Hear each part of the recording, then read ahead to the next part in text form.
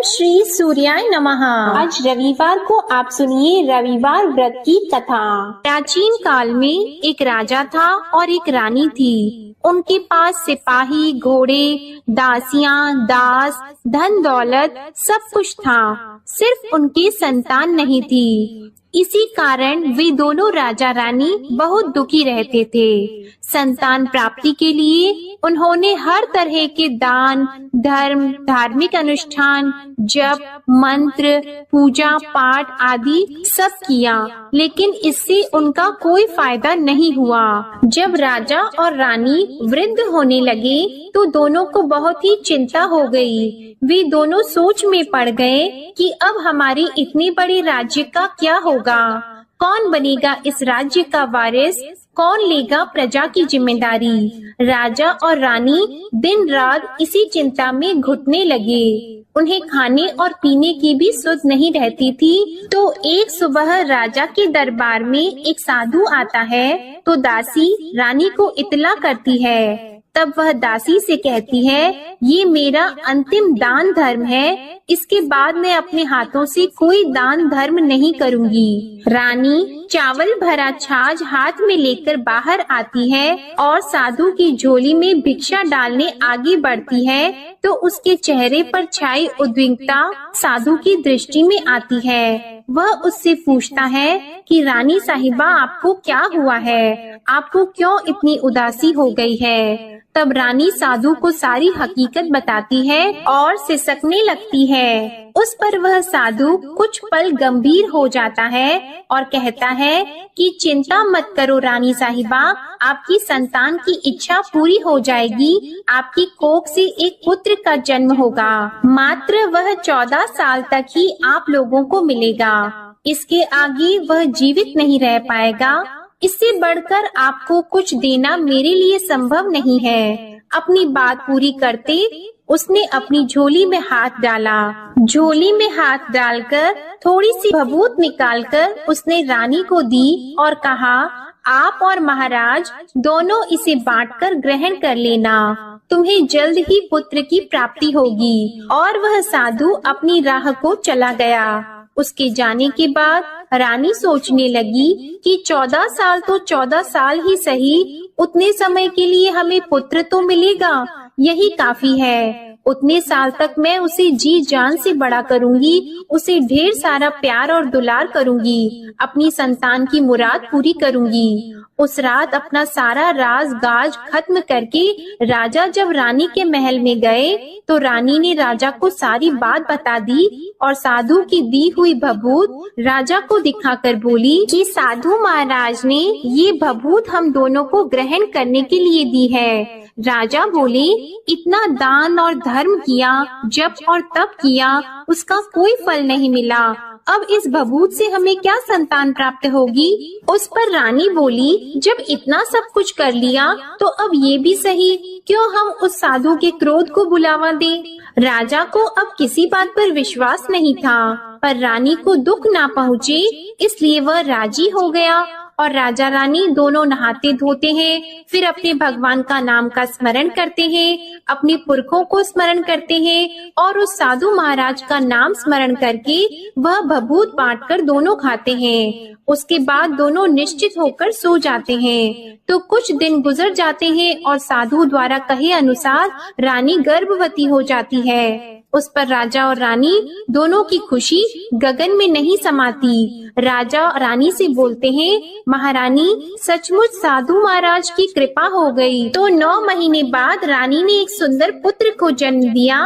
राजा ने बड़ी धूमधाम से पुत्र का नामकरण किया। सारे राज्य में 8 दिन तक अनशन तर्पण रखा, उत्सव मनाया गया। आप पुत्र की कुंडली देखने के लिए राज्य के सबसे विद्वान पंडित जी को बुलाया गया। जो कुंडली देखकर पंडित जी बड़े चिंतित हो गए, कहने लगे, महाराज हमारा राजपुत्र सिर्फ 14 साल तक हमारे पास रहेगा। राजा को इस बात की भनक तो थी ही, रानी को भी साधु महाराज की बात याद थी। दोनों चुप रह जाते हैं। उसके बाद राजा और रानी बड़े प्यार से बेटे की परवरिश करते हैं, उसकी हर ख्वाहिश पूरी करते हैं और थोड़े समय के लिए ही सही भगवान ने संतान की अपनी मुराद पूरी कर ली। इससे वे समाधान मानते हैं। राजपुत्र दिन प्रतिदिन बड़ा होता है। जब वह 7 साल का हो जाता है तो राजा एक अच्छे गुरु की नियुक्ति करके उसे पढ़ाई लिखाई, घुड़सवारी आदि 12 विद्याओं का शिक्षण देते हैं। जब वह सब शास्त्र विद्या में पारंगत हो जाता है और 12 साल की उम्र का हो जाता है, तब एक अच्छी सी राजकन्या खोजकर उसकी शादी करा देते हैं। तो 2 और साल बीत जाते हैं। बेटा 14 साल का हो जाता है। एक दिन राजपुत्र राजा से बोलता है, पिताजी, मैं अपना सारा राज्य घूमकर देखना चाहता हूँ। आज तक मैंने सिर्फ इस रजवाड़े के अतिरिक्त कुछ देखा नहीं है।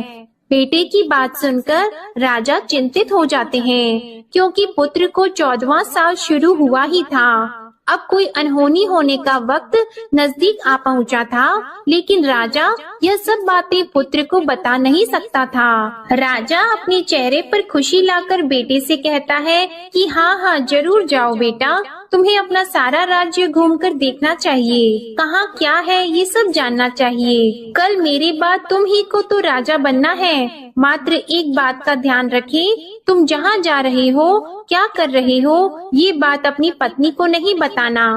पुत्र कहता है, ठीक है पिताजी, आपने जो कहा है मैं वैसा ही करूँगा। राजपुत्र दिन भर अपनी पत्नी के साथ रहता है, खुशियाँ मनाता है और रात को 12 बजे वह उठकर बाहर चला जाता है। फिर सुबह होने से पहले वापस अपने महल में आकर सो जाता है। ऐसा बहुत दिनों तक चलता रहा और पुत्र का 14वां साल खत्म होने में कुछ ही दिन बाकी रहे थे। इतने में उसकी पत्नी यानी छोटी रानी रात में जाग जाती है। वह देखती है कि बिस्तर पर राजपुत्र नहीं है। वह महल में सब जगह देखती है तो राजपुत्र कहीं भी नजर नहीं आते। तो वह क्या करती, किससे कहती? वह चुपचाप रहती है। फिर वह सुबह होने पर देखती है कि उसका पति अपनी जगह सोया हुआ है। वह पति से कुछ नहीं पूछती है, लेकिन दूसरी रात भी जब वैसा ही होता है, तीसरी और चौथी रात और कुछ दिनों तक ऐसा ही चलता रहता है, तब रानी बहुत ही चिंतित हो जाती है। उसके मन में ढेर सारे सवाल उठते हैं, लेकिन उसे पूछने में डर लगता है। शायद पति गुस्सा कर बैठे। सास ससुर से पूछने के बारे में सोचा तो उसकी कुल मर्यादा बीच में आ जाती थी। तो इस तरह वह मन ही मन घुटती रहती थी। इस हालत में उसे खाने पीने में दिलचस्पी नहीं होती थी। वह दुबली पतली हो जाती है। तो उस राज्य में फूल बेचने वाली एक बूढ़ी मालिन थी। वह हमेशा छोटी रानी को फूल देने उसके महल में आती थी। उस बुढ़िया का ध्यान छोटी रानी पर पड़ जाता है। वह उससे पूछती है, बेटी, तुम्हें किस बात का दुख है? तुम इस तरह सूख कर कांटा क्यों बनी हो? उस पर रानी कहती है, क्या बताऊं तुम्हें अम्मा, तुम्हारा राजपुत्र हर रात्रि को बाहर चला जाता है और सुबह वापस लौट कर आ जाता है। वह कहाँ जाता है, क्या करता है, यह सोच सोच कर मैं अन्न जल ग्रहण नहीं कर पाती हूँ और सूख सूख कर इस तरह कांटा बन रही हूँ। बुढ़िया सब बात सुनकर उसे एक उपाय बताती है कि बेटा ऐसा करना, आज रात को तुम सोना मत, उसके पीछे जाकर देखना कि वह कहाँ जाता है, क्या करता है और उसकी अच्छी तरह से पहरेदारी करना। तो छोटी रानी बोली कि अगर मुझे नींद आ गई तो बुढ़िया बोली कि तुम्हें नींद न आए इसलिए एक काम करना, अपने बाएं हाथ की उंगली में एक जख्म कर देना, उस पर थोड़ी सी मिर्ची छिड़कना, उससे तुम्हें बड़ी जलन होगी और उस पीड़ा से तुम्हें रात भर नींद नहीं आएगी। रानी बुढ़िया के कहे अनुसार वही करती है। उंगली की जलन से उसे बड़ी देर तक नींद नहीं आती, लेकिन बाद में वो सो जाती है। दूसरे दिन सुबह बुढ़िया फूल लेकर उसके महल में पहुँचती है और पूछती है, क्या हुआ बेटी, क्या तुम देख पाई कि पति कहाँ जाता है? रानी कहती है, नहीं अम्मा, पहले कुछ समय जलन के कारण मुझे नींद नहीं आई, पर कुछ देर के पश्चात मैं सो गई। बुढ़िया कहती है, कोई बात नहीं, आज तुम उंगली पर पहले से थोड़ा बड़ा जख्म करना और ज्यादा मिर्च लगाना, तो रानी ने वैसा ही किया, परंतु वह सिर्फ पति को बाहर निकलते हुए देख पाती है, उसके पीछे नहीं जा सकती क्योंकि उसे फिर से नींद आ जाती है। दूसरे दिन सुबह बुढ़िया आती है तो उसके पूछने से पहले ही रानी रोककर कहती है, अम्मा, मैं आज भी उसकी पहरेदारी ठीक तरह से नहीं कर पाई। बुढ़िया कहती है, रोना नहीं बेटी, सब कुछ ठीक हो जाएगा।